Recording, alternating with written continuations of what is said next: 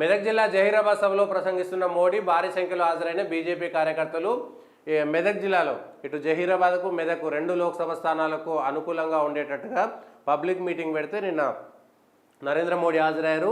ఇప్పటికే సంగారెడ్డిలోని పటాన్చెరులో ఇంతకుముందే నరేంద్ర మోడీ ఒకసారి హాజరయ్యారు. ఇవాళ మళ్ళా జహీరాబాదు మెదక్ 2 కలుపుకొని మళ్ళొక్కసారి అంటే ప్రధానమంత్రి నరేంద్ర మోడీ ఇన్నిసార్లు రావడం అనేటువంటిది ఒకసారి ఆలోచించాలి.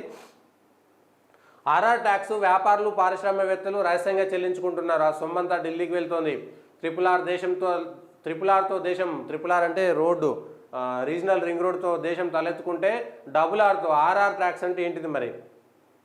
నా ప్రాణం ఉన్నంత వరకు ఓబీసీ ఎస్సీ ఎస్టీల రిజర్వేషన్లో ముస్లింలకు దక్కనివ్వా, రాజ్యాంగాన్ని మార్చే శక్తి ఎవరికీ లేదు, ఉద్రిక్తతలు రెచ్చగొట్టేందుకే ఫేక్ వీడియో, అవినీతిలో కాంగ్రెస్ బీఆర్ఎస్ ఒకటే, మెదక్ జిల్లా అల్లాదుర్గంలో ప్రధాని మోడీ, ప్రతిపక్షాల ప్రేమ దుకాణంలో నకిలీ వీడియోల అమ్మకం.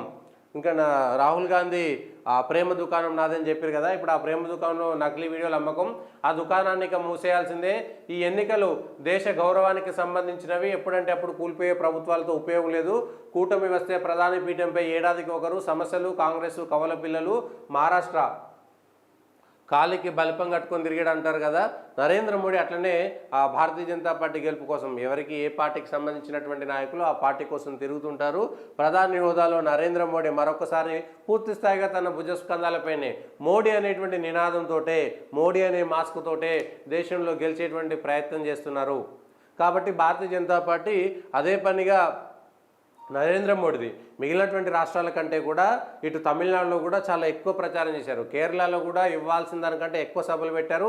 ఇప్పటికే తెలంగాణలో 5 సభలు మొదటి దఫాలో అయిపోతే ఇప్పుడు ఇంకో సభ అయిపోయింది.